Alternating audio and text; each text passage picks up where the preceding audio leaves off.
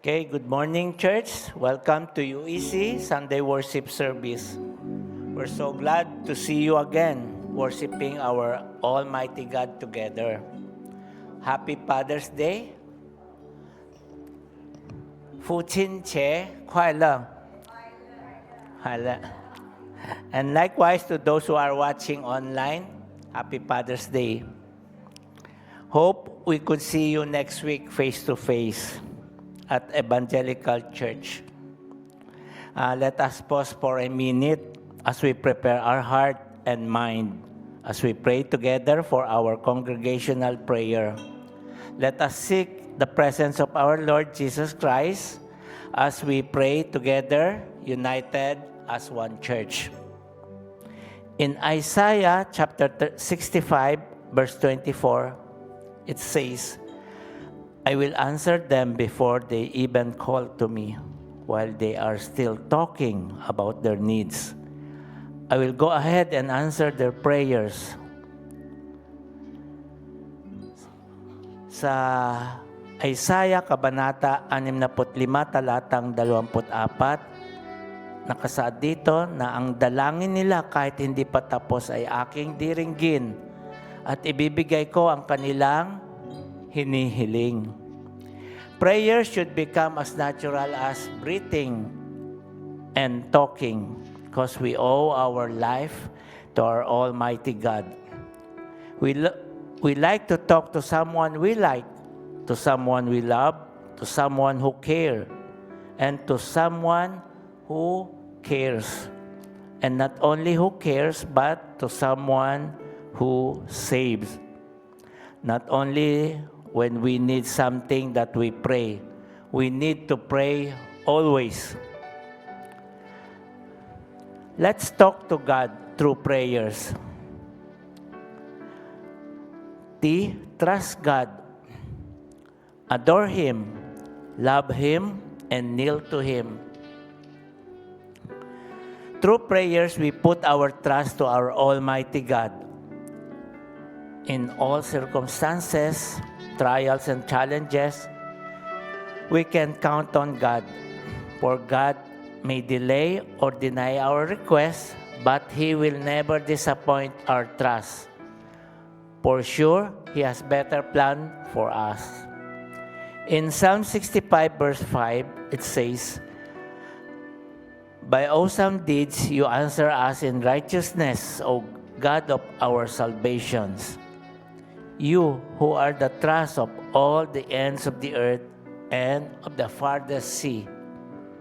Sa Awit, Kabanata 65, ikalimang talata, nakasaad dito'y, kami iyong dinirinig, tagapagligtas naming Diyos. Sa kahangahangang gawa, kami iyong tinutubos. Kahit sino sa daigdig, sa ibayong karagatan, may tiwala silang lahat sa taglay mong kabutihan. Adore Him. Adoration are expressions of love, praises, and awe of God's greatness. Let us adore and rejoice. Through prayers, we can praise our Lord, give praises and adore Him for His kindness, His faithfulness. Praise Him for His goodness. Praise Him for His great mercy, which caused us to be born again. And praise Him for His great love to the world, that He gave His only begotten Son, Jesus Christ, to save us, for His mercy and grace endures forever. In 1 Chronicles chapter 29, verse 11, it says, Yours, O Lord, is the greatness, the power and the glory, the victory and the majesty, for all that is in heaven and in earth is yours. Yours is the kingdom, O Lord, and you are exalted as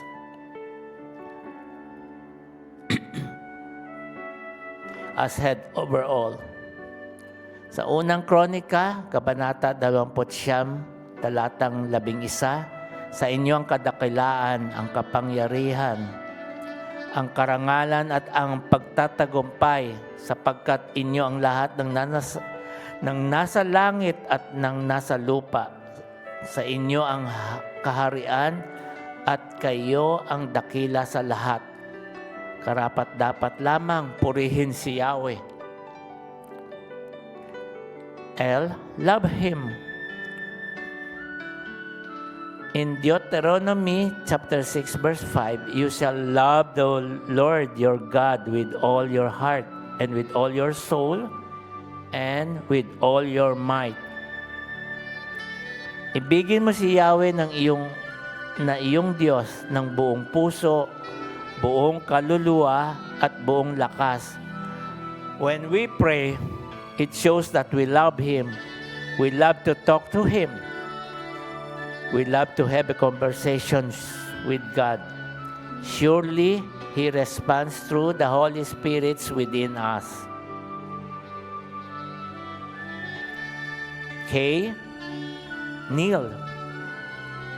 When we pray, we should kneel our heart as a symbol of respect and humbleness to give honor to our Almighty God. Kneeling or manikluhod ay isang muestra ng pagpapakumbaba, pagrespeto, pagbigay galang sa ating Diyos Ama. Therefore, humble yourselves under the mighty hand of God, that He may exalt you at the proper time, casting all your anxiety on Him because He cares for you. Sa unang Pedro, sa kabanatang 5, talatang 6 hanggang 7, kaya nga pasakop kayo sa kapangyarihan ng Diyos at dadakilain niya kayo pagdating ng takdang panahon. Ipagkatiwala ninyo sa Kanya ang inyong mga alalahanin sa buhay, sapagkat Siya ay nagmamalasakit sa inyo. Let us pray. Our dear Heavenly Father, our Almighty God, Creator of heaven and earth, truly we know that you listen to our prayers. Thank you for the joy and gladness in our heart that we could talk and pray anytime, wherever we are. Thank you for your thoughtfulness even we're stubborn. Thank you for your faithfulness even we're unfaithful. Lord, we acknowledge our shortcomings and our imperfections. Lord, we pray for our friends and relatives that are experiencing physical health challenges. We humbly ask you, O Lord, to grant us your healing grace, peace, and comfort be upon us. Thank you for all the fathers in our lives. Bless them wisdom to be a role model for their children. And most of all, we want to thank you for being our Heavenly Father, for blessing us with love, mercy, and grace, for giving us your only begotten Son, Jesus Christ, to save us and have everlasting life. Lord, grant us today wisdom as we listen to your message through our dear pastor. We commit the rest of the day into your hand. In Jesus' name we pray. Amen. In 1 King chapter 9 verse 3, the Lord said, I have heard your prayer and your supplications, which you have made before me. I have consecrated this house which you have built by putting my name therefore forever. And my eyes and my heart will be there perpetually. May I request everyone to stand up to give reverence in the reading of His Word for our call to worship verse. Let's open our Bible in Psalms chapter 106, verse 1 to 3.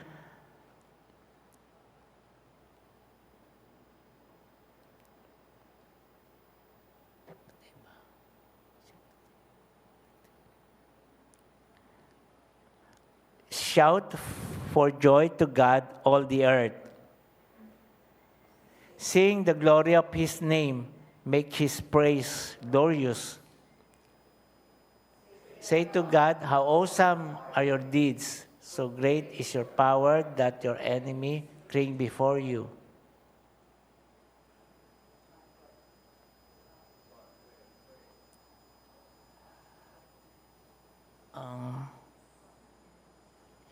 Excuse me. Yan ba yung Psalms 106 verse 1 to 3?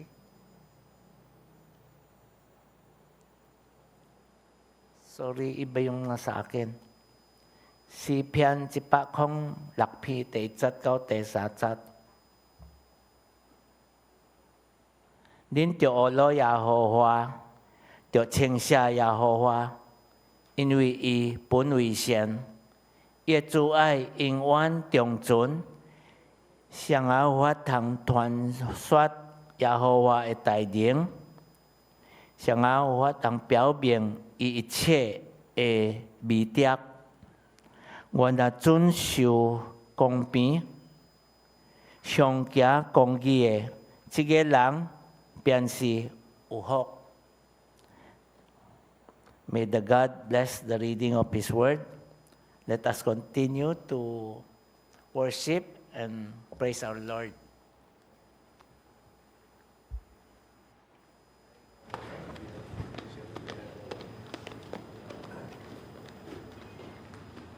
Good morning, church! Magandang umaga po. Firstly, we would like to greet all the daddies, the papas, the tatays, the fathers, a happy, happy Father's Day. Let's take time to, kung katabi nyo yung dads nyo, i-hug nyo naman sila to show them some appreciation. Not just for today, for our daily lives, but also for their guidance in our spiritual lives. Oo, di ba? Kinilig sila, char. So, of course, we shouldn't forget about the most important Father, our Heavenly Father, who gave us the gift of life, the gift of salvation, and the love, and all of the blessings that we are experiencing in our lives. So, let everything that has breath sing praises to our God. Let's lift up our hands, let's move our bodies, and let's sing praises to our God.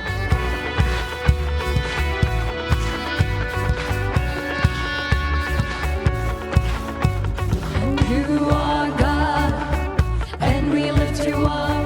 We keep singing, we'll keep praising. We won't stop giving all we got, 'cause you're worthy of all glory.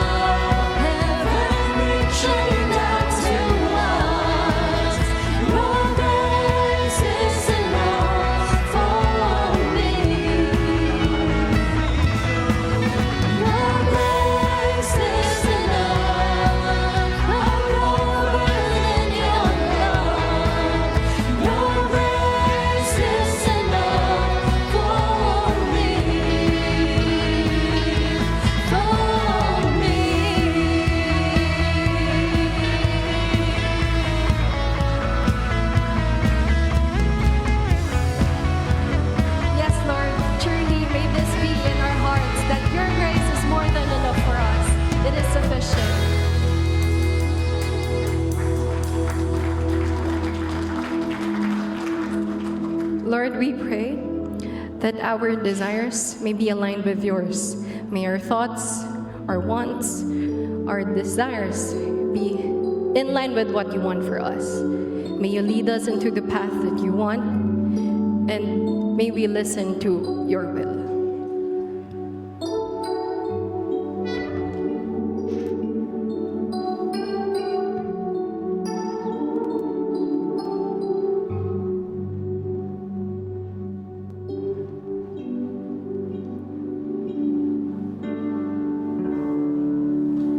You gave it all for me. My soul desire, my everything, and all I am is devoted to you.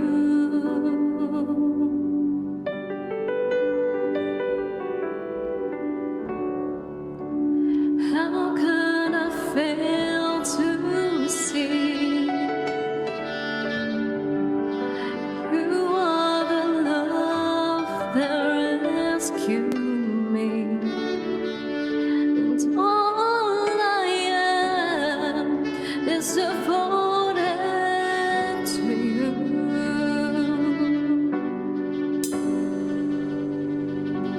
And oh, how could I not be moved, Lord, here with you?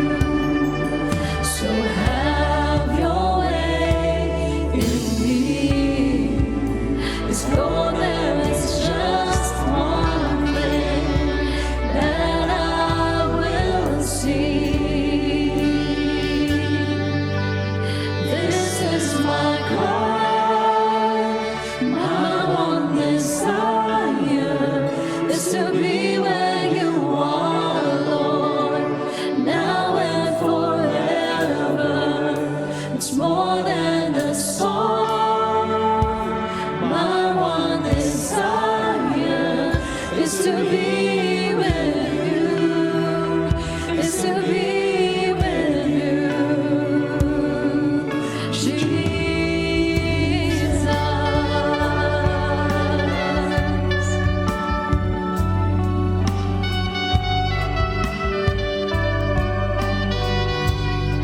Church, let's sing this together. How could I fail to see you are the love that rescued me, and all I am is devoted to you.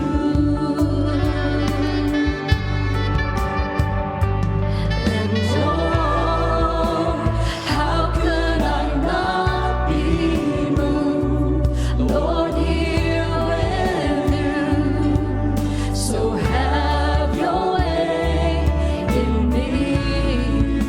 'Cause Lord, there is just one thing that I will see.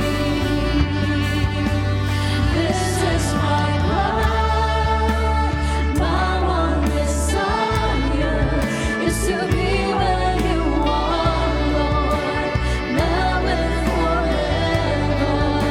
It's more than a song.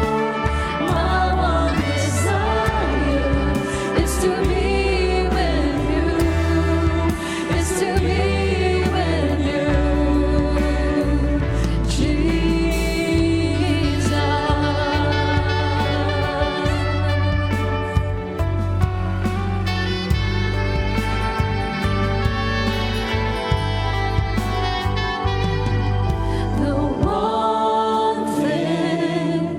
The one thing I ask is to be with you. The one thing I ask is to be with you. The one thing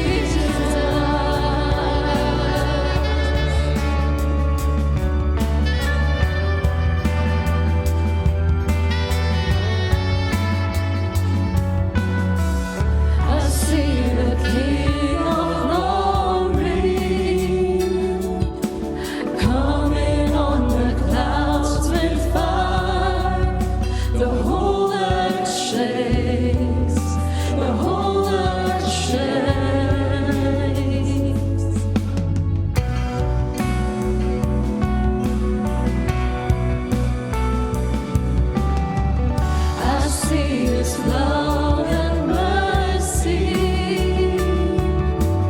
washing over all our sin. The people sing, the people sing, Hosanna, Hosanna, Hosanna in the highest. Hosanna, Hosanna, Hosanna in the highest.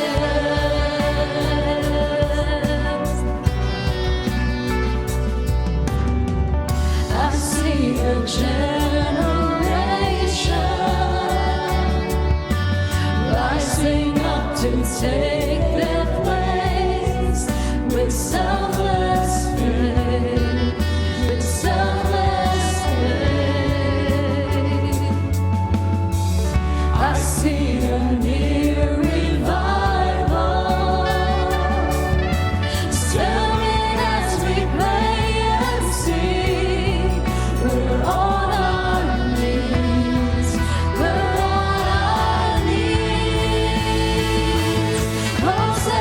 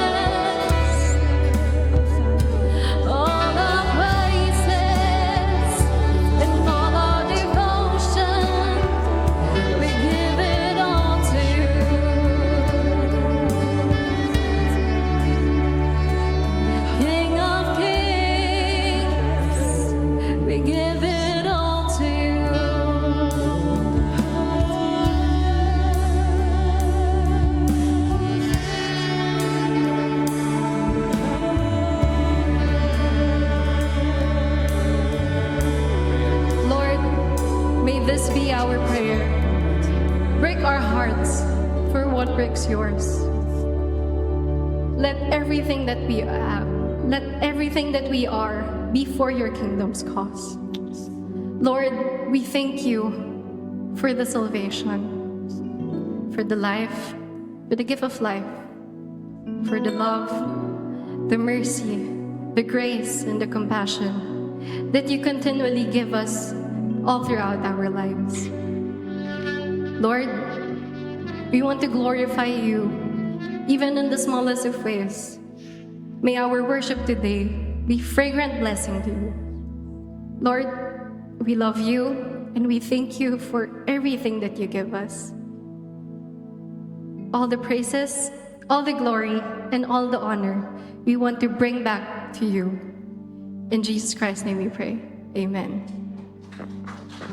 My heart for what breaks yours. Everything I am for your kingdom's cause. As I walk from earth into eternity.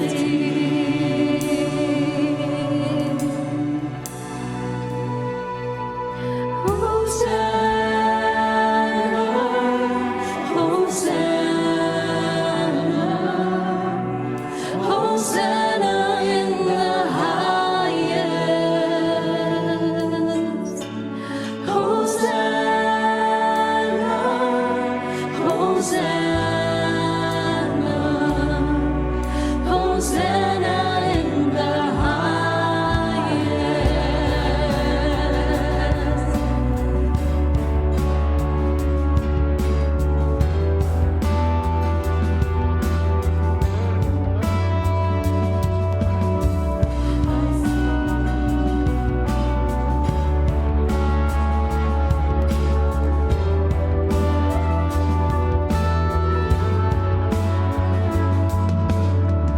I see the King of Glory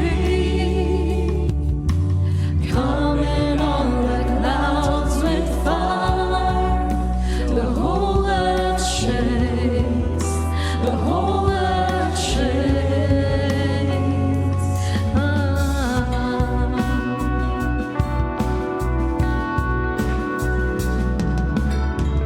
I see His love and mercy washing over all our sin. The people sing. The people sing. Hosanna, Hosanna, Hosanna in the highest. Hosanna, Hosanna, Hosanna in the highest.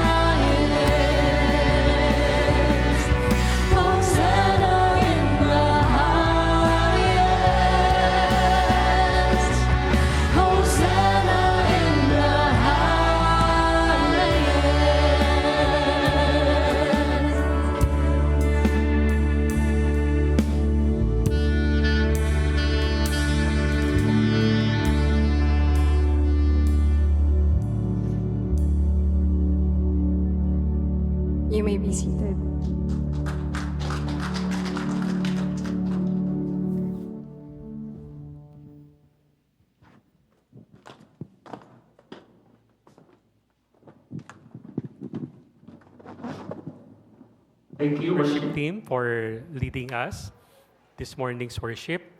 Indeed, makita natin sa mga awitin na kung gaano kabuti ang Panginoon and how God is doing blessing yung ating iglesia. Sa mga naririto ngayon, I would like to share a few testimonies kung paano makita natin gumagalaw ang Panginoon sa ating iglesia na maaring sa atin ay hindi nyo napapansin. You might not notice it, but maraming ginagawa ang Panginoon sa atin. Kung titignan nyo ang iyong mga paligid, you can see people beside you na this person does not look familiar, no? Hindi siya familiar sa akin. Kasi gumagawa ang Panginoon by sending people, yung kasi tayo bilang iglesia, yung ating mga leaders, they really commit their lives, their self, doon sa Great Commission, going out, witnessing, and making disciples, baptizing them in the name of God, the Father, Son, Holy Spirit. Pakita natin yan po ang ginagawa ng ating iglesia. And again, sa ating church, sa mga members, I'm asking na sana maging kabahagi kayo, na makita nyo rin kung paano ang presensya ng Panginoon gumagalaw o gumagawa sa inyong buhay by simply joining yung ating mga small groups. Kasi makita natin kung paano yung nasa small groups, how their lives sa kanilang testimony were changed, how sila ngayon, na maaring makita nyo dyan nasa likod, itong tatlong to, parang familiar sa akin na ngayon ko lang nakita. Kasi gumagalaw ang Panginoon sa buhay nila at sa iba sa atin na kaya nandito sila. Our church, hindi naman natin pinangarap na maging libo kung loloobin ng Panginoon, but rather to be faithful sa kanyang command sa Great Commission. So, indeed, sa araw na ito, as we celebrate the Lord's Day, ngayon, yung kanyang Sabbath Day, bago tayo magpatuloy sa ating worship sa Panginoon sa pamamagitan ng kanyang salita, gusto muna natin bigyan ng, I don't know kung tama yung parangal na salita, kung di, of course, tama, no? Parangal or honor ang ating mga katatayan, mga fathers.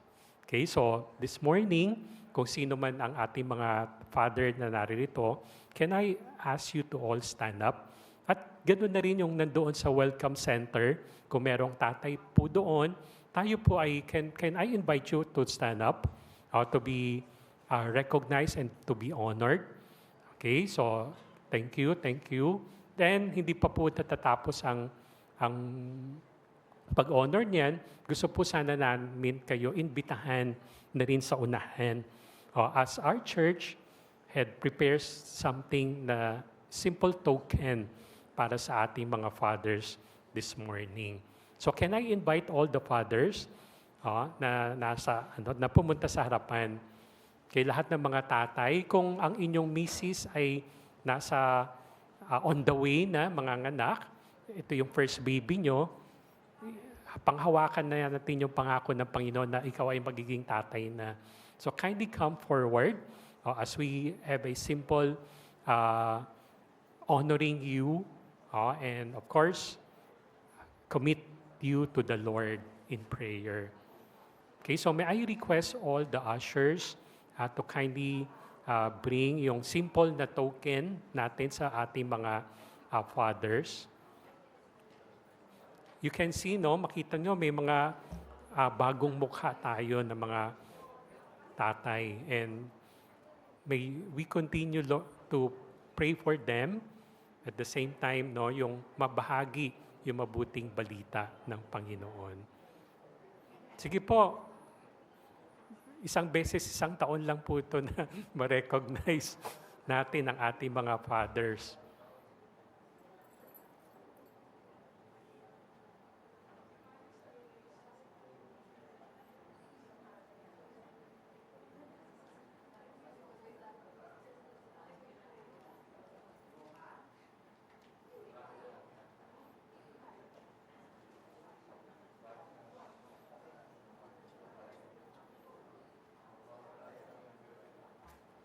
Okay, thank you. So yan po ang ating, ano ba ito? Sa ating simple na tumbler for sa inyong biyahe, kung saan man kayo.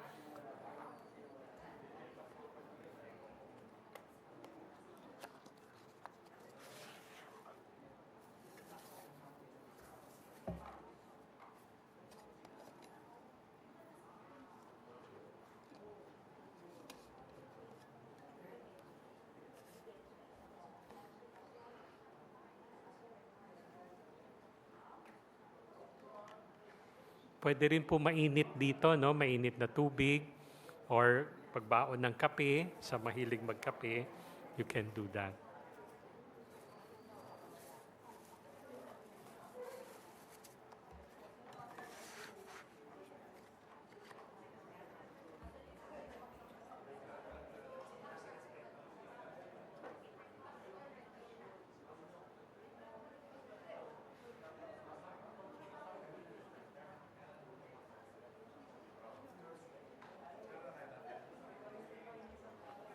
Yung mga nasa Welcome Center, kung may father po tayo doon, we invite you to please come in this sa sanctuary.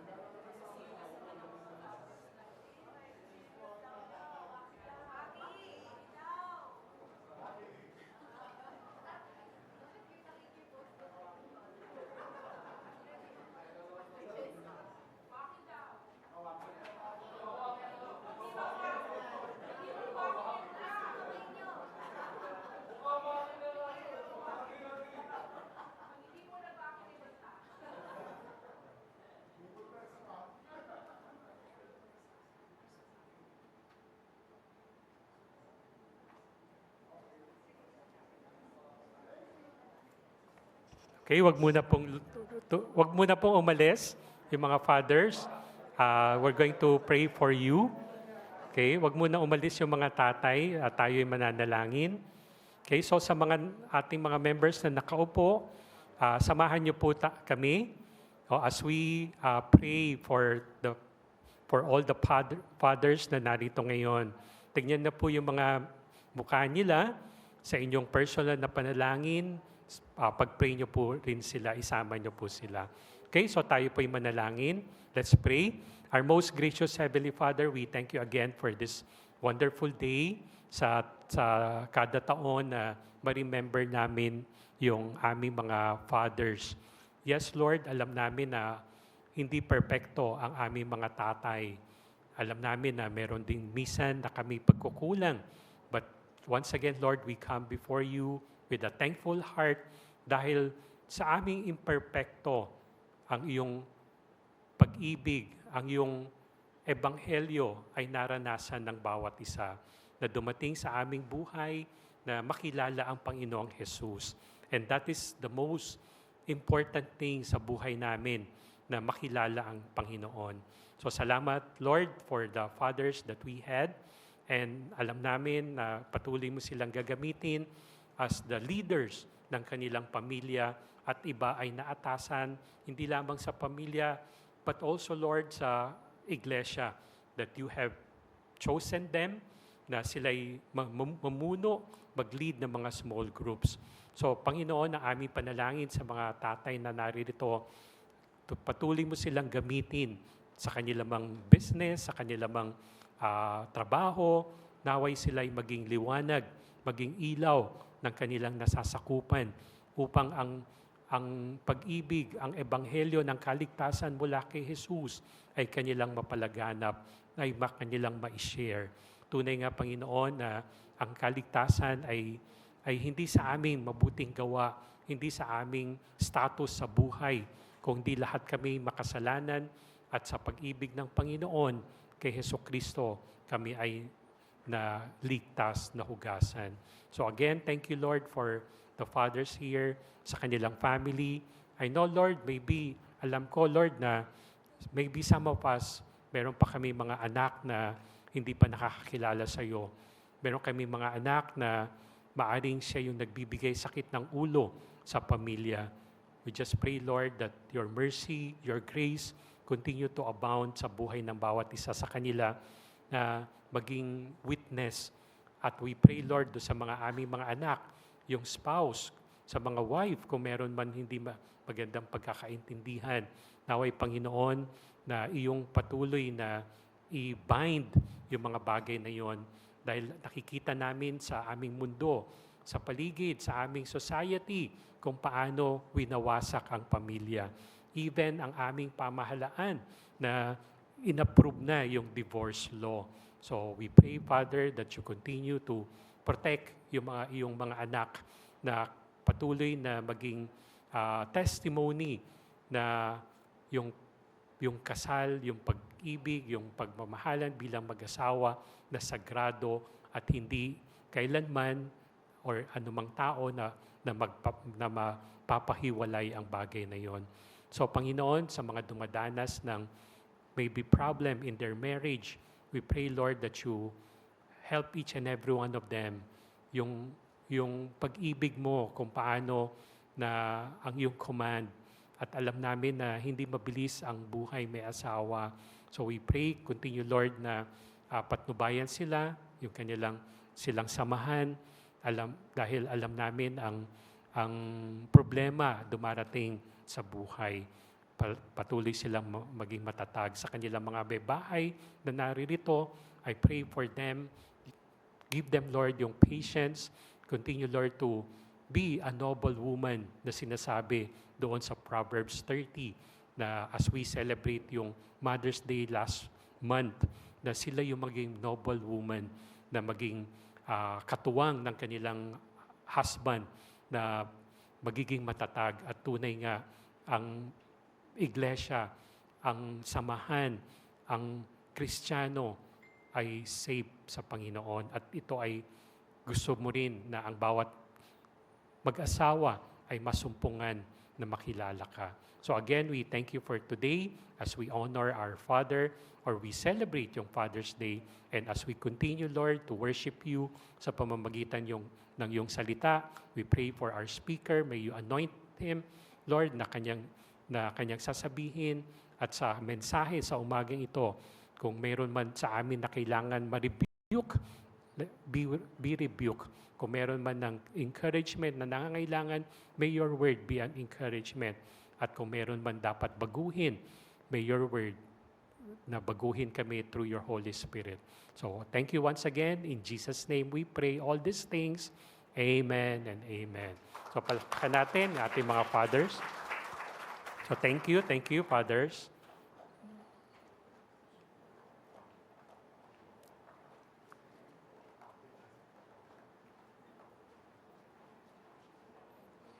Okay, this time we're going to ask yung ating presider to give to us the scripture reading.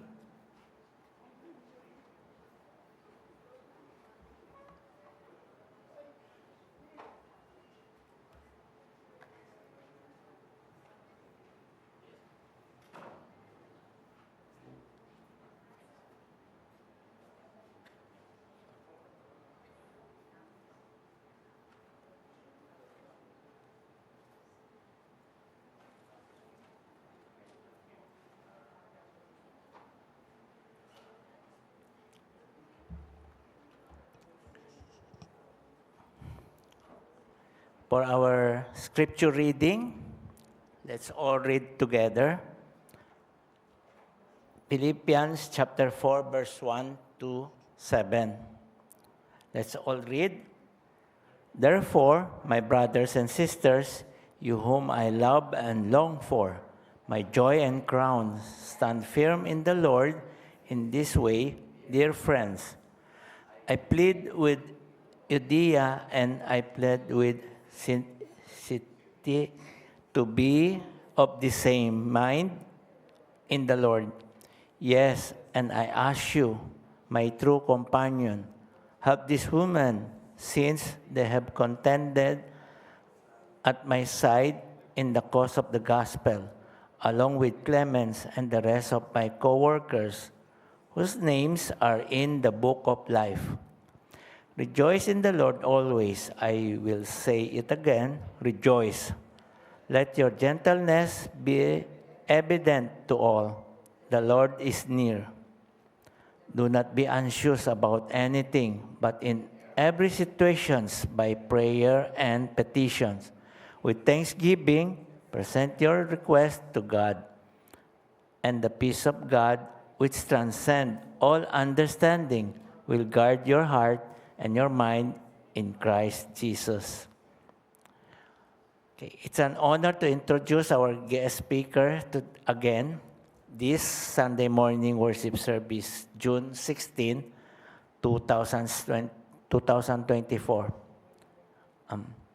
He is a professor of philosophy and theology at Phoebus College of Bible. He is also a broadcaster at 702 DCAS at FEBC. And he has a program, Conectado. He is also a pulpit ministry at Christian Gospel Center in Valenzuela. He finished AB Theology at Phoebus College of Bible in 1993 and had his master's degree in philosophy at UP Diliman in 1998. And also a PhD graduate or candidate in Philippine Studies also at UP Diliman. Now let us prepare our heart as we listen to God's words. Let us welcome Pastor Jay Mansuelo.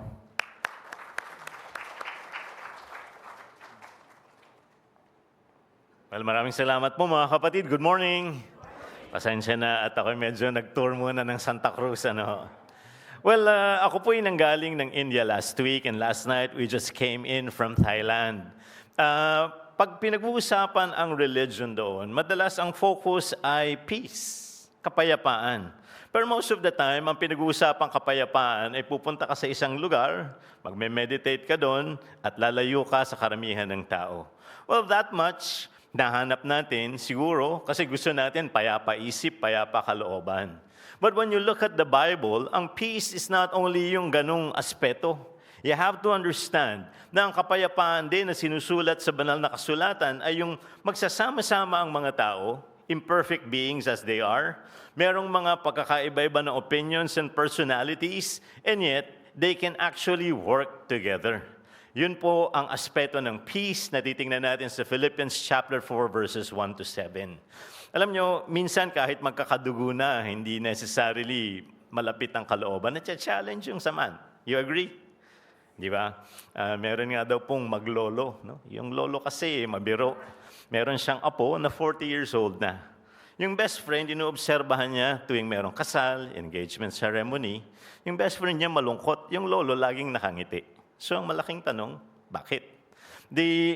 Sa kanyang pag-obserba, ito yung kanyang nakuhang sagot. Sabi niya, kasi yung lolo ko sabi ng best friend, every time na meron akong cousin or meron kaming membro ng pamilyang ikakasal or engage, lagi ako sinasabihan, uy, siya na susunod, pressure. Alright? Quite annoying, quite irritating.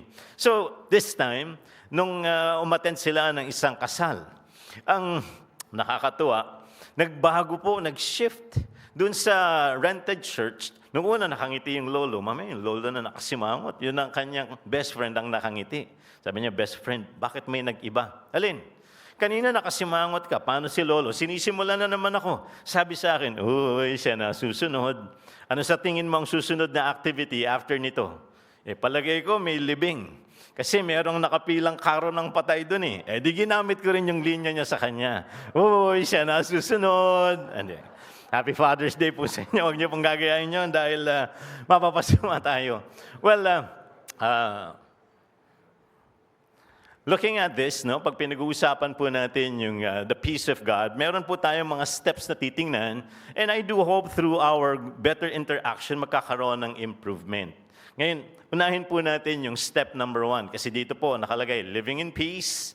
Step number 2 is helping co-workers. Step number 3, rejoicing in the Lord always. Step number 4 is living graciously. And step number 5, praying out our anxieties. Itong Philippians, bagamat ang theme ay abounding joy. Alam po natin, yung kalagayan ni Apostle Paul dito hindi madali. Siya yung nakakulong, siya yung maraming difficulties and pressure kasi nalalapit na yung kanyang martyrdom. Pero surprisingly, he was able to draw from the, sabi nga natin spiritual empowerment na ibinibigay ng Diyos. Na kahit siya yung nakakulong, ini-encourage niya yung believers, mga nasa labas. And one of the things na effectively nagawa niya, tinutulungan niya yung Philippian congregation to reconcile. Because not necessarily emphasize sa maraming mga pagtuturo na dito po, actually merong conflict between two workers. Yun nga yung mga mahihirap na pangalan. At least yung Judea, madaling pronounce. Yung isa kanina, Syntyche, ay mahirap-hirap i-pronounce. Dalawang manggagawa po yan sa Philippine congregation, very effective sa kanilang service. But for some reason, magmamarites sana ako sa inyo, but as much as I was trying to locate the detail of what the conflict was all about, ang hirap malaman. Basta sinasabi ni Paul, may conflict yung dalawa. Bigla nagkaroon ng ganong klase ng rift. Pero paano ba ito ma-overtake? Para yung gawain ng Panginoon ay talagang matutukan. The first step, step number 1, living in harmony. Madali po bang magsama-sama? Hindi. Madali bang magsama-sama even in the name of the Lord? Hindi rin. Alam niyo, pag binabasa natin yung 1 Corinthians chapter 13 verses 4 to 7, ang tawag doon, yan yung love chapter of the Bible at yung cluster na binanggit ko, madalas yan ginagamit natin sa weddings at sa mga LCM, love, courtship, and marriage. Are you aware na hindi yun yung background yan? It's not about romantic love. I'm not saying hindi natin pwedeng gamitin sa ganung mga activities. Ang sinasabi ko lang, yun hong particular na mga talata na yan was mentioned by Apostle Paul to a congregation na napaka-difficult. Bakit? Laging may conflict. Ang mga taga-Corinth, ang gulo po ng kanilang church life. Lagi silang nagkakaroon ng hidwaan. So ang tanong, mahina po bang church ito? Pastor, hindi. Away nga na away. They have the energy. Pangalawa, yan bang church niya, Pastor, hindi gifted? Actually, hindi ganon. They are so gifted na ang nangyari, they became so proud na nagko-competition sila sa isa't isa. So ang sinasabi ngayon ni Apostle Paul sa kanila sa 1 Corinthians 13, unless you fix your act, na yung inyong energies, ang inyong gifting ay magamit natin ng tama and we have the proper alignment to God's will, ang mangyayari niyan, hindi na effective ang inyong Christian witness, hindi pa matutuloy yung tinatawag nating service to God and service to others. Bakit? Because you're competing. The Christian life is all about service. Kaya ang tema rin ni Apostle Paul doon is humility. You need humility to be able to practice servanthood. Ganun din dito. So ang living in harmony is like that. Kinakailangan nating hanapin yung common ground. May mga times talaga hindi maaalis, mayroong differences. Iba opinion mo, iba opinion ko. Iba yung timpla ko, iba yung timpla mo. But then, in the name of God, paano ba tayo magkakaroon ng opportunity to work together para maging maayos naman ang ating fellowship? Alam yung mother ko minsan nakakainis pagkakausap mo about these things. Bakit? As a pastor, may mga conflicts natural yan eh. Pero minsan nagsasabi ako sa nanay ko, Nay, ano ba gagawin ko sa ganito? Tiisin mo yan. Bakit? Ito yung nakakainis na part. Baka mamaya, inis na inis ka dyan. Pagdating sa langit, alam mo namang mabiro ang Diyos, baka kapitbahay mo yan. Tingnan mo yung katabi mo. Di ba? Hindi mo makasundo dito. Hindi mo naman pwedeng sabihin na kung yan ay believer kay Christ na huwag mapunta doon. Kung anak ng Panginoon yan, sa Kanya yan patungo. Ikaw rin kung anak ng Panginoon, sa Kanya ka patungo. Di ba? We will all be worshipers of Jesus. Kayo at ako, magkikita-kita rin doon. Paano kung halimbawa kayo ginawa ng Panginoon magkapit-bahay doon? Di ba? Sabi ni Jesus, I'll go there to my Father's house. There is a mansion. I'll prepare rooms for you. Baka 101 ka. Yun naman kainisan mo, 102. Imagine that, no? Kaya dito nga talaga, we really need to have that, no? We have to be able to practice it. So, dito makikita ninyo yung word na ginamit ni Paul is urging. Kasi sabi niya, when he was observing the past of these two women, sabi niya, napaka-effective ninyo in ministry. Paano masasabing effective? When they were coming together, they were, of course, very good witnesses. Na-share nila si Jesus, nakapag-train sila. Yung congregation ng Philippi, ina-attribute na malaki ang participation nitong dalawang babaeng ito. Na ang sabi siguro ni Apostle Paul, ayusin nyo yung conflict ninyo. Magkabalikan man lang ng kaayusan. Di ba? Halimbawa, bakit niya ina-urge? Alam niyo, pag tinitingnan natin yung word na love, madalas ang ating feeling, ang ating pinag-uusapan lang ay yung feeling of elation. Mataas na emosyon. But you have to understand, in the Bible, love is more than just the feeling of elation. It is a verb. Action word siya. Kaya dalawa gagawin mo. Una yung proactive. Love is patient, love is kind. Ikaw ba nagsasabing mahal mo yan? Kung mahal mo yan, kinakailangan may pakita mo na patient ka sa kanya. Matitiis mo rin. Mahal mo ba yan? Kailangan pakitaan mo ng kindness. Pag hindi mo nagawa yun, hindi. Na-challenge ngayon yung pagsasabi mong mahal mo yan. Tama? May preventive din. Ano yung preventive? It is not proud, not boastful, at yung pinakamahalaga, nakalagay din doon, it is not rude. Let me give you an illustration about it. Ang respect, pag yan po ay nilagay mo sa iyong relasyon sa tao, pag nagsalita ka, maayos. Correct? Pag tinrato mo yan, maayos. Pag pinakisamahan mo yan, maayos. Hugutin mo yung respect. Iba ka na makipag-usap dyan. Iba ka na makirelate dyan. Iba ka na makisama dyan.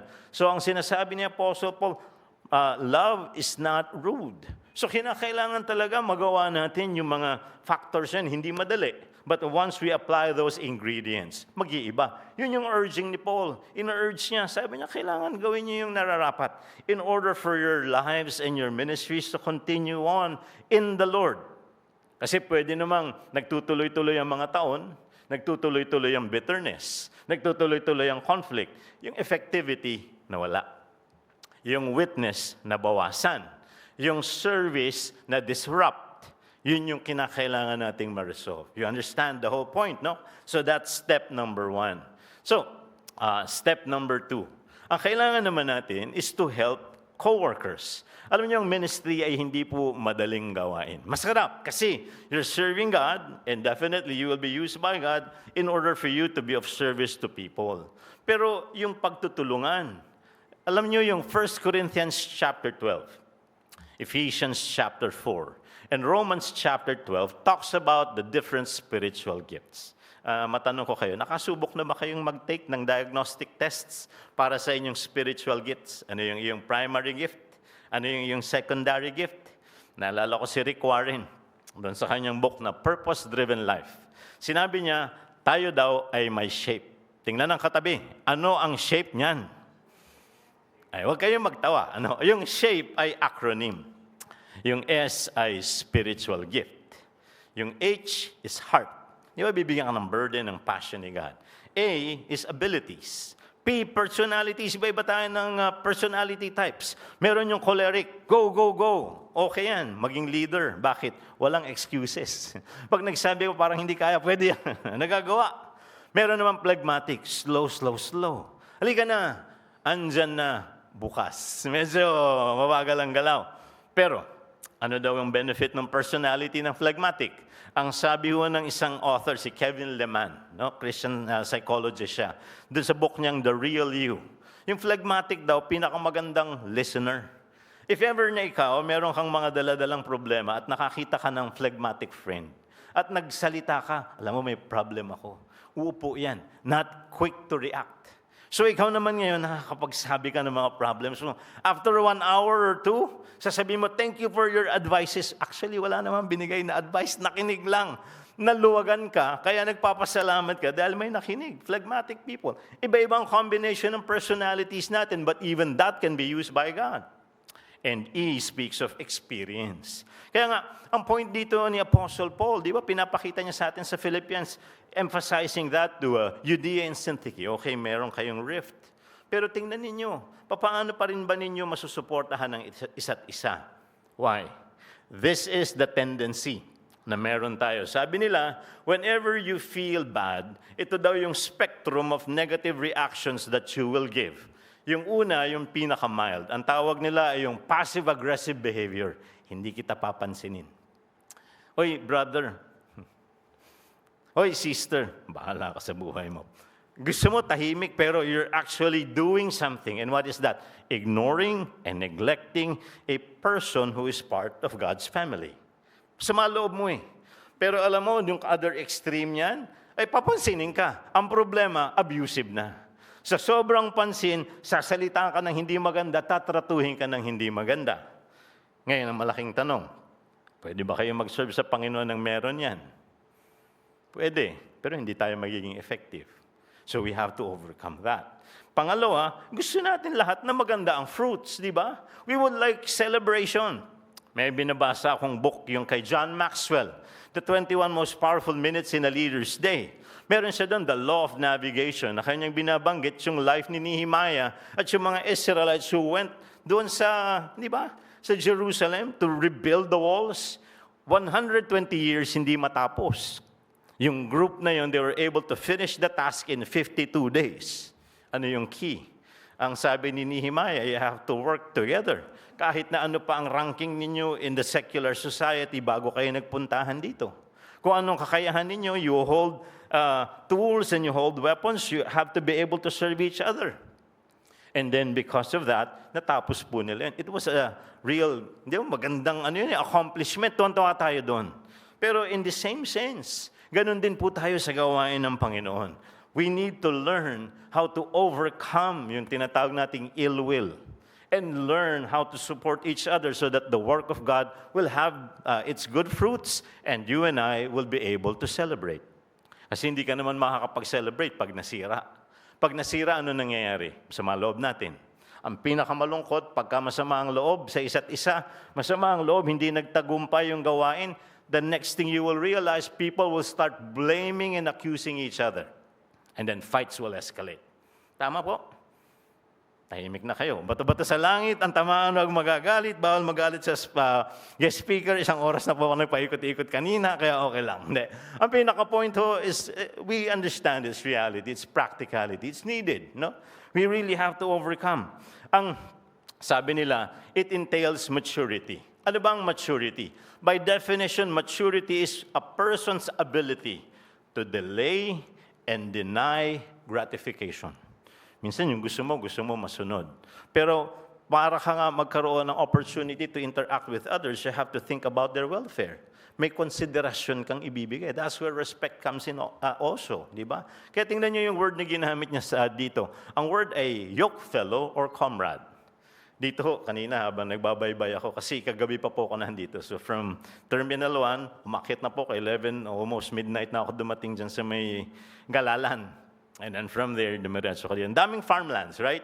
Ang mga pag-aararo natin dito, yung pamatok, yun yung yoke eh.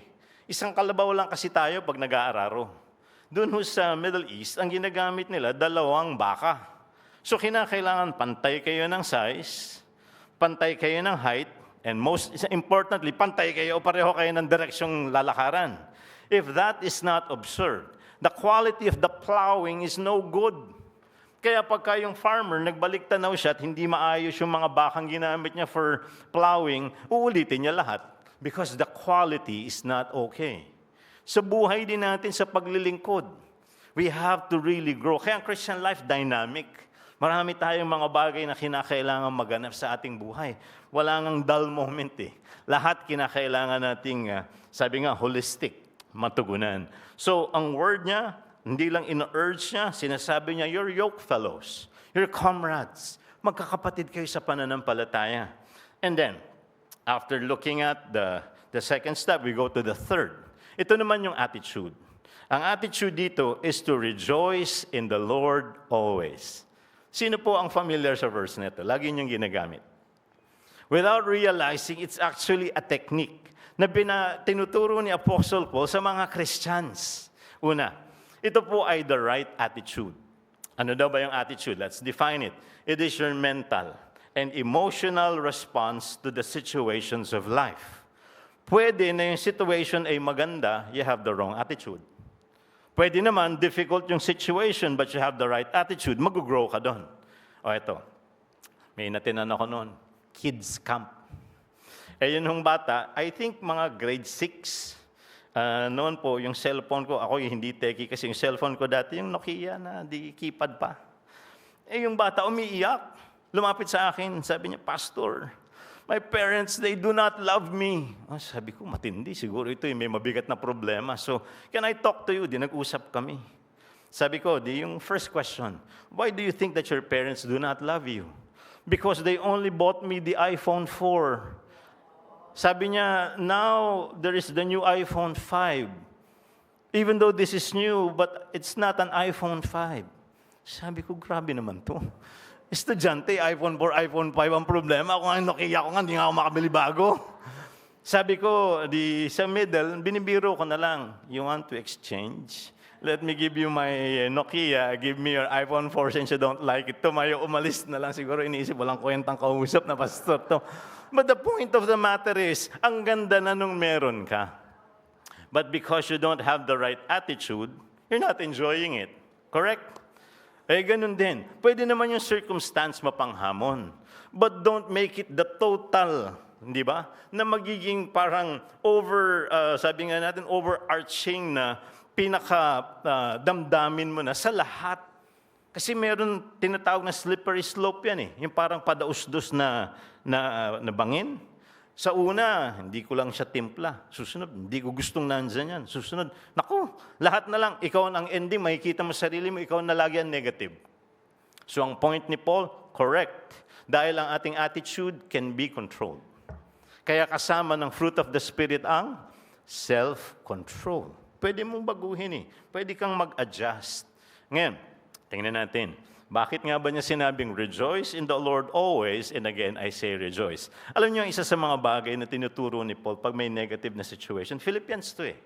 Nasa negatibo siyang sitwasyon, pero parang ang saya niya. Hindi naman siya tawa ng tawa dahil mamamatay na ako. Hindi po yun eh. Pero yung kagalakan sa puso, nandoon na nakaka-function siya ng tama. So ang malaking tanong, anong meron? Naintindihan niya that Christian joy is different from secular happiness. Saan ba nakasalalay ang kasiyahan pag mundo pinag-uusapan? Material things. Kung ano yung sitwasyon mo at kung ano yung meron ka, dun ka masaya. E paano kung hindi maganda yung sitwasyon? Paano kung wala kang bagong bagay, yung iba meron? Masaya ka, hindi. Christian joy, pwede kang maging masaya because it is in the knowledge na kahit anong circumstances, anong meron iba at wala ka, you have the salvation provided by God. Yun yung point ni Paul, nakakulong ako pero yung pagmamahal ng Diyos nandito, walang aagaw niyan. Yung aking purpose sa buhay, yung meaning ng life ko in the Lord, walang makakaagaw niyan. So nandun yung pinaka-basis ng joy niya, the presence of God. Wala yung material na bagay, hindi ideal yung pagkakakulong, but the purpose of God, kaya tuwan-tuwa nga ako dyan eh. Alam niyo kung bakit? Ito yung effect sa kanya nung inspired feeling niya. Bakit siya kinulong? Because of preaching. Gusto siyang pigilan sa pangangaral. Correct? Anong ginawa niya? Nilinaw ng Panginoon. Ito namang mga nandyan, yan ang iyong kwentuhan tungkol sa akin. Anong report niya sa mga churches later on? Isipin mo, 8 hours daw. A pair of soldiers chained to Paul every 8 hours. So 3 pares, 24-hour period. Ang ginawa niya, yun ang sineran niya. Iniisip nila, wala ka ng takas. Iniisip naman ni Paul, wala kayong takas. E tinali ka kasama ng evangelist. Naghahanap nga ng kakausapin yan tungkol kay Jesus eh. Eh hindi mo umaalis.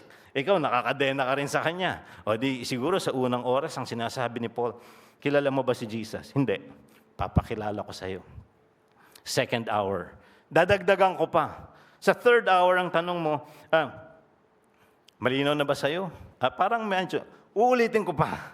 Siguro on the seventh hour, nagmamakaawa na yung alam ko na, tinatanggap ko na. And how did he report to the churches? He said, praise God, majority of the soldiers chained to me became believers in Christ.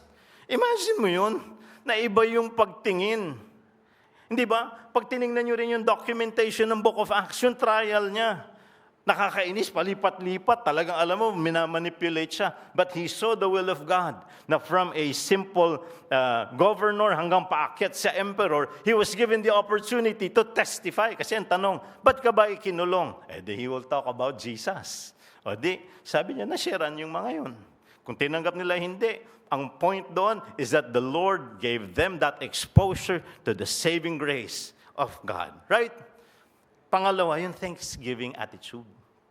Alam niyo yung word na thanks and think sa Old Anglo-Saxon, magka-connect. Paano yun? Naalala niyo last time, nung nandito ako last month?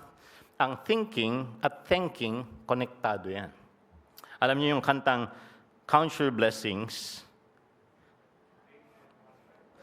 count your blessings and see what God has done. Naalala niyo may panahon na yung mga kabataan nag-emo-emo. Susuot ng itim, malungkot, magme-makeup ng itim, magkokolorete ng daliri ng itim. Tapos kakausap ng mga negatibo rin, di ang ending nag-slide down. You develop it eh. On the other hand, yung thankful attitude, nade-develop din. So ang point ni Paul, doon tayo mag-focus sa mga bagay na magaganda. The negative situation is there, but let's think about how the Lord has been good. So alam mo, naka-uplift sa kanya yon. So ganun pala. As you're in a situation, you think about the small and great things that the Lord has given to you. You end up uttering words of thanksgiving. Kaya ang thinking and thanking connected dati sa Old Anglo-Saxon. So meron ba ditong Visayan? Tatay ko kasi Ilonggo. Ayan. Meron Tagalog eh. Dito Tagalog nanay ko. May kawayan, Tagalog din. Ang mga Visayan, pag nagsabing, thank you, tawanan tayo. Tama. Pero tama pala yun. Kasi, Lord, I'm thinking about what you have done. And I'm also thanking you. Kaya walang masama pag nagkamali, thank you. Pero, bagamat okay na, may mga times bumabalik yung alaala, bumabalik yung hurt and pain. Ang point, rejoice in the Lord. And then pagka bumabalik yung negativity, and again, I say rejoice. Repeat process pala to eh. Repeat process. Meron akong kausap noon, isang father. Sabi niya, alam mo, pastor, naging angry person ako eh. And yung root niyan, yung galit ko sa tatay ko.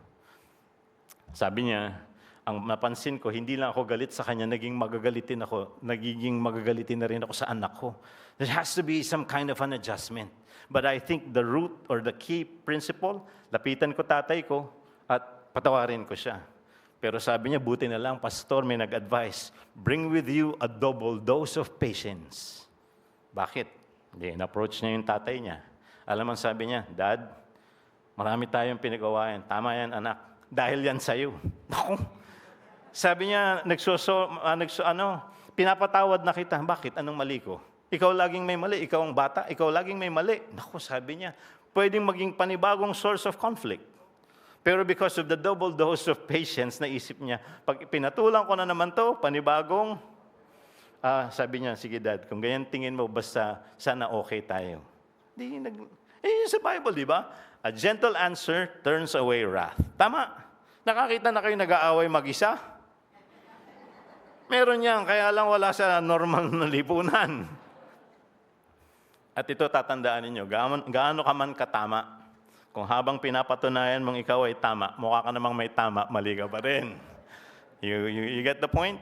So, sabi dito ni Apostle Paul, dun sa mga kausap niya, rejoice in the Lord, be thankful. Kasi may panahon naman, si Dian Syntyche were basically friends. Look back at the good stuff.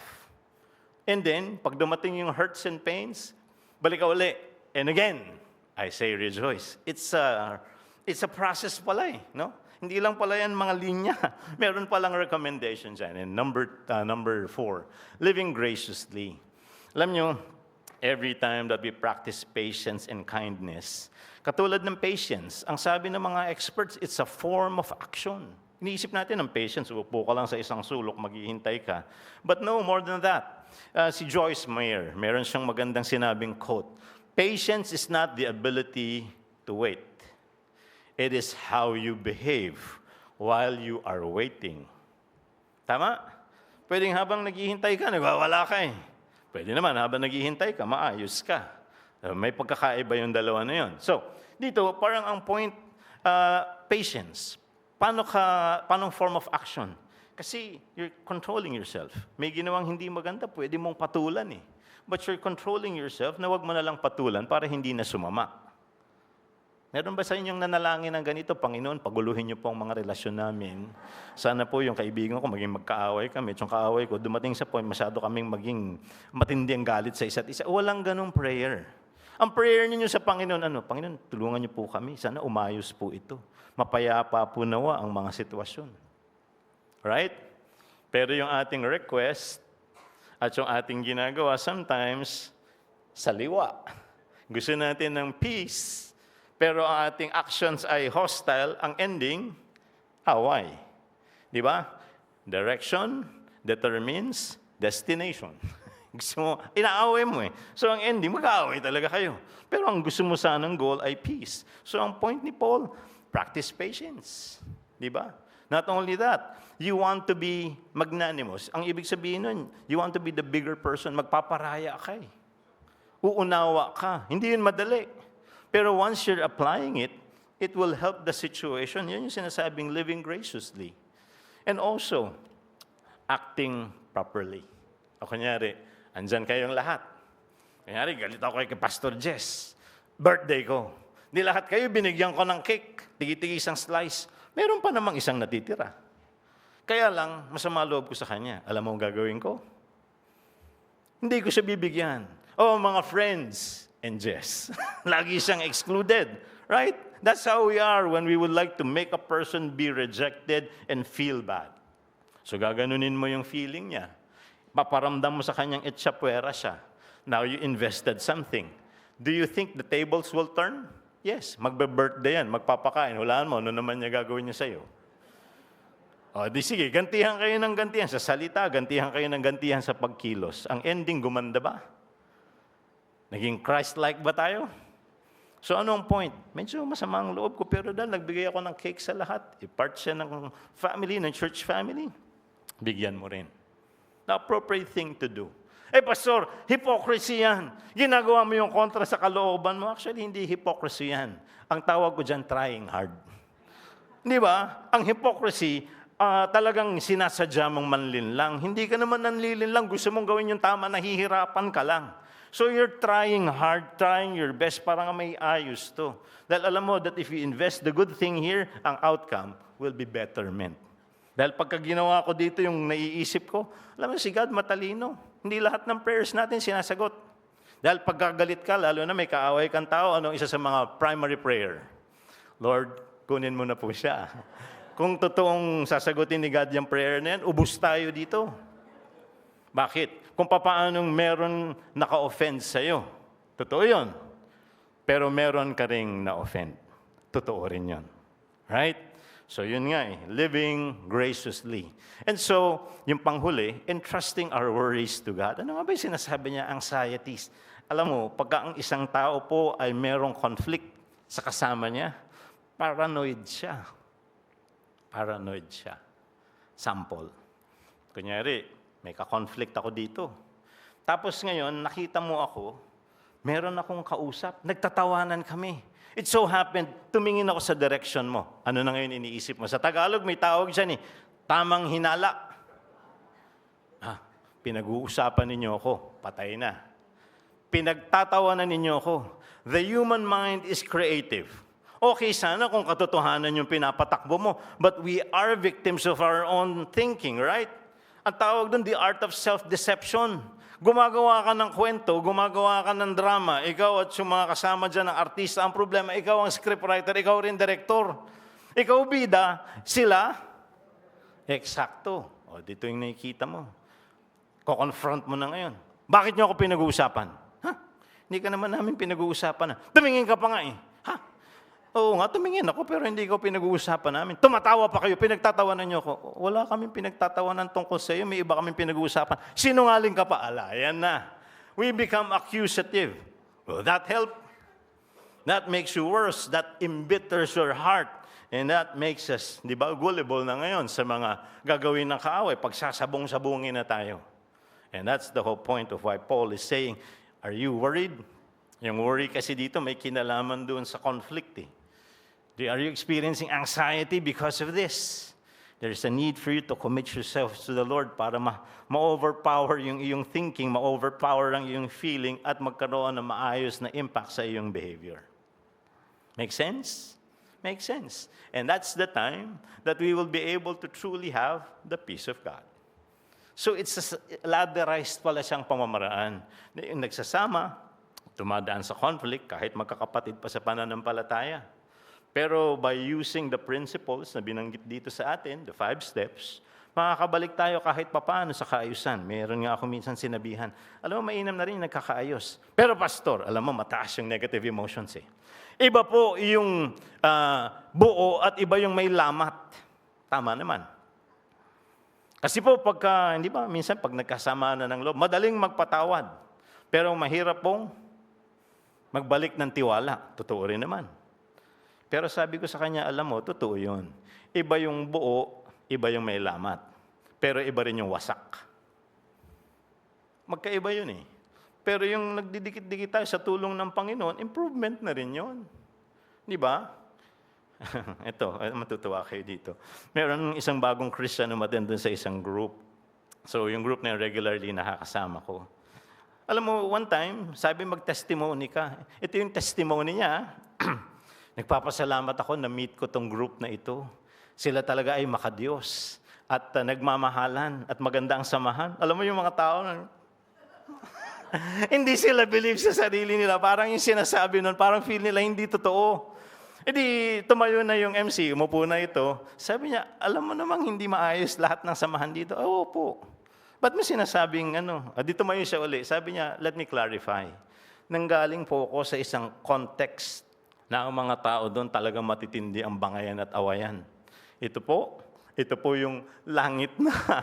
Dahil mainam na po ito. Kung may isama kayo ng loob, tahimik kayo, doon po nagsisigawan. Doon ho sa community namin, naghahabulan ng taga. Dito, yung ganito, mainam na po yan. Kung iyan po yung away, okay na po yan. I welcome it. Parang ganun yung point niya. Sabi ko, different perspective. Di ba, minsan tayo nandito, wala nang pag-asa to. Mga believers na ito, ba't ganyan? Yung pala sa mata ng iba, may inam-inam na ito. Nakikita ko na improvement, nakakapagsama-sama kahit mayroong mga konting mga, di ba, mga gusot, hindi naman perfecto tayo eh. Pero yun na nga, as we look at the passage, even the different passages in the Bible na nagre-recommend sa atin na maging payapa tayo sa pagsasama, ito ho yung sinasabi. Halimbawa, love is patient, love is kind, yung ganyan. Pwede mong sabihin, uy, nakita mo? Gawin mo yan para sa akin. Alam mo, pwede kang mag-expect, pwede kang mag-demand. Mapufrustrate ka nga lang. Bakit? Hindi mo sila kontrolado kung paano kanila tatratuhin. Kasi yung passage na yun, hindi naman yun para, kumbaga, sitahin mo yung iba, gawin mo to para sa akin. Pwede mong gawin, pero hindi masyadong mangyayari. Dahil yung passage na yun, nung binigay ni Paul, binigay ng Panginoon kay Paul, ang intention, ito yung passage. Nabasa mo ba? Yes. And then, ikaw na nakabasa, i-apply mo. Then, dahil may mga kaugnayan ka, personally, initiative mo, i-invest mo doon sa samahan. Yun, kontrolado mo. Sila, hindi ko kayo kontrolado. Ang kontrolado ko lang sa grupong ito, yung sarili ko. Right? Kaya pag natutunan ko to, in-apply ko, yun yung investment ko sa samahan. Yun din naman dapat maging investment nyo sa samahan. And then, yung samahan na yan, sa tulong ng Diyos, magkakaroon ng improvement. Hindi pa perfect, pero mag-upgrade. Mas magiging mainam. And then we will have the peace of God in our relationships. Purihin po ang Panginoon, pagpalain po kayo at muli po, magandang umaga.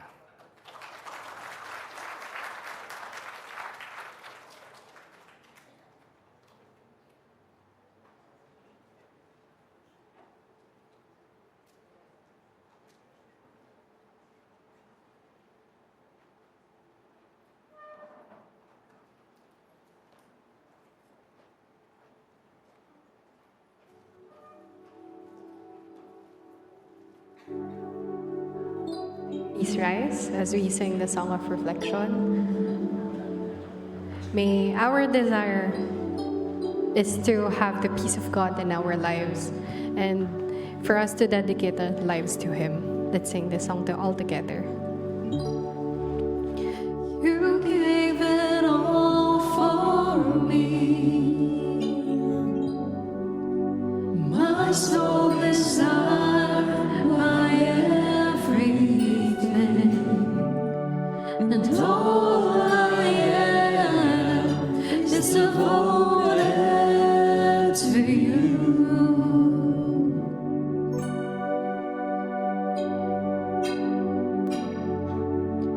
How could I fail to see you are the love that rescued me, and all I am is devoted to you.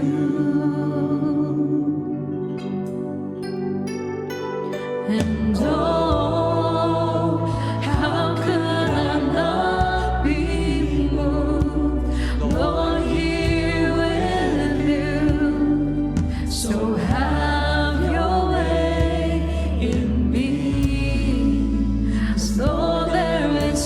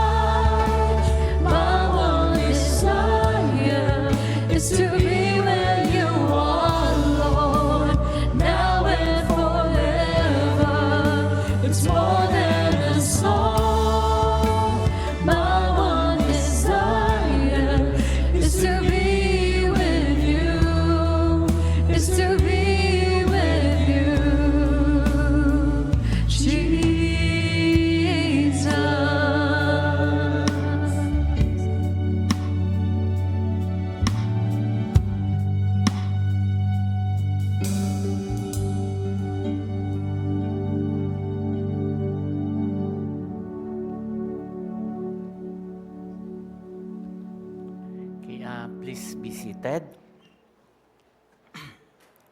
Okay, thank you, Pastor Jay, for sharing God's words, how to have peace with God by living harmoniously with co-workers, helping one another, and to have an attitude in rejoicing in the Lord. And be thankful for the graciousness of our Heavenly Father. Announcement, meron na po tayong bagong coffee machine. Though malaki po yon, dalawa, pero I urge you na to fall in line. Wala pong PWD line, wala ding senior citizen line, pero bahala na po kayo magbigay sa mga senior citizen at sa mga PWD. So, wala na ho tayong masyadong pagpipilian na flavor para bumilis lang. Kasi pag iba-iba pong flavor, may Americano, may cappuccino, may barako, one flavor per week na lang. So, ayun. And upon request po yung bread, iwasan po natin muna mag-Sharon. Kasi nawawalan po yung iba. Oo. Wag ho tayong yung Didi Treyes ba yon? Bakit ako mahihiya? Wag po yun, ha? Kailangan bilang Kristiyano, dapat may konti tayo. Kahit konti lang. So, okay, let's all stand up as we sing our doxologies, followed by the benediction.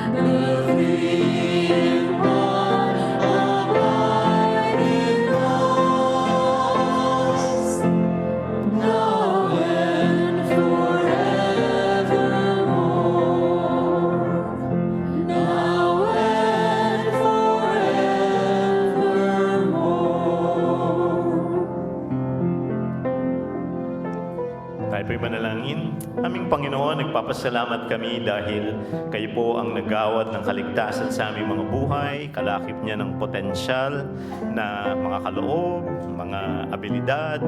Amin po, Panginoon, tinatamas ang mga biyaya rin sa buhay. Pero Panginoon, meron kayong natatanging layunin na pangunahin sa lahat, mabigyan namin kayo ng kapurihan at ang buhay namin ay may paglingkod sa inyo. At ito po'y gagawin namin sa mga taong amin pong nakakasalamuha, mga taong amin pong nakakasama. Lord, hindi po madali dahil minsan gusto namin pangunahin ang sarili, pero maganda po ang inaata sa inyong mga salita. Isipin namin ang inyong kalooban, tugunan namin at mahalin namin ang aming mga kapwa gaya ng aming mga sarili. Lord, I'm praying para sa UEC Santa Cruz. I-bless niyo po ang congregation na ito. Sila po ay isang samahan at kapulungan na hindi rin perpekto, pero ang laki ng potensyal ng kanilang patutuo, ng kanilang mga kaloob, ng kanilang Panginoong mga maaabot na iba't ibang uri pa ng mga tao at madadalang kaluluwa sa inyong paanan. I-empower niyo po ang kanilang fellowship. Kung merong mga challenges, Panginoon, kayo po ang patuloy na magbigay sa kanila ng maturity to overcome. At the same time, Lord, pinipray namin ang kanilang pamunuan, ang mga elders and deacons, ang kanilang church officers, ang mga pastor at ang kanilang mga pamilya, ang mga workers, Panginoon, and their families, at ang bawat families and individuals na kabahagi, Panginoong Diyos, ng congregation na ito. I'm praying for the ministries at mga outreach na kanilang ginagampanan in different levels. Gawin niyo po silang effective, not only in the dispensation ng kanilang mga gifts, kundi, Panginoon, sa kanila ring pamumuhay at pakikitunguhan sa isa't isa. Lord, we thank you because the possibility of us celebrating in the end na aming pong pagsasamahan nagkaroon ng magandang bunga, ang aming paglilingkod nagkaroon ng magandang resulta. Ito ay dahil po pangunahin sa inyo at dahil din po sa abilidad din namin na magpasakop at sumunod sa inyong naisin. Naway, sumayin niyo palagi ang dakilang pag-ibig ng Ama, ang pagliligtas ng anak, at ang walang hanggang pakikipisan ng banal na Espiritu ngayon at magpakailanpaman. Amen.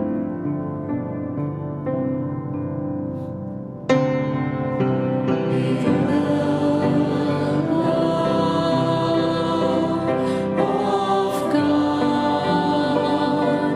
our Father, be with us, and the grace of Christ, our Savior, be with us, and the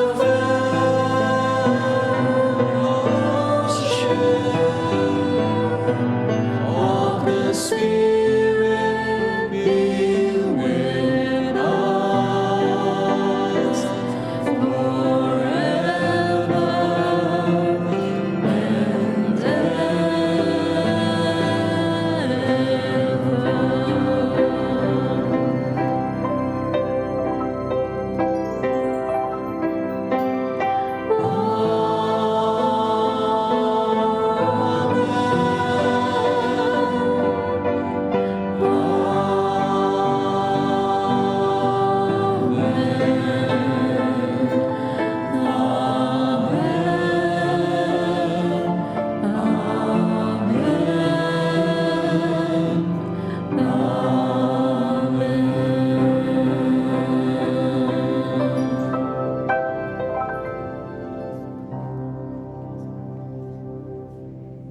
Okay, please be seated. Before we conclude, we have a special announcement by Elder Ariel. Okay, please be seated. Happy Father's Day. I'd like to take the opportunity po to use the occasion to invite all of you, but most especially the fathers, okay, to attend our adult Bible class.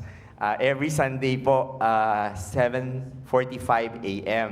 No? Kasi sa pagmamadali ko po, tuwing linggo ng umaga, pagpasok ko, akala ko namamali ako ng pasok, akala ko women's fellowship.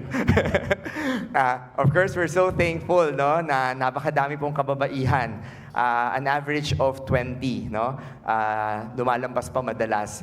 Ang regularly attending. And we've been so blessed by everyone's attendance, no? Yung ating pag-aaral, masinsinang pag-aaral ng salita. We are now on the 4th installment po, no? Lesson number 4 of 10 sa aklat po ng Genesis. And yun nga po, no, bilang mga haligi ng ating mga tahanan, it's very important for us to really grow deep in God's Word. So sana po sa susunod na linggo, simula sa susunod na linggo at magpapatuloy, mababalanse po natin na yung yung ating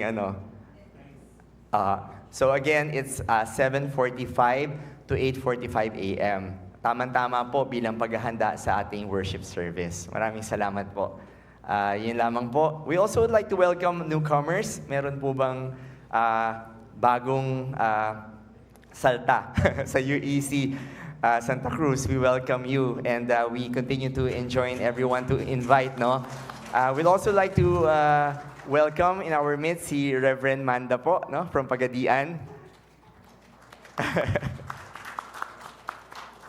So praises to God. And let us, humayo po tayo sa linggo with all the learnings from today, no? Let us humayo tayo with the peace of God. God bless everyone. Mag-Kristomustahan po tayo bago maghiwa-hiwalay.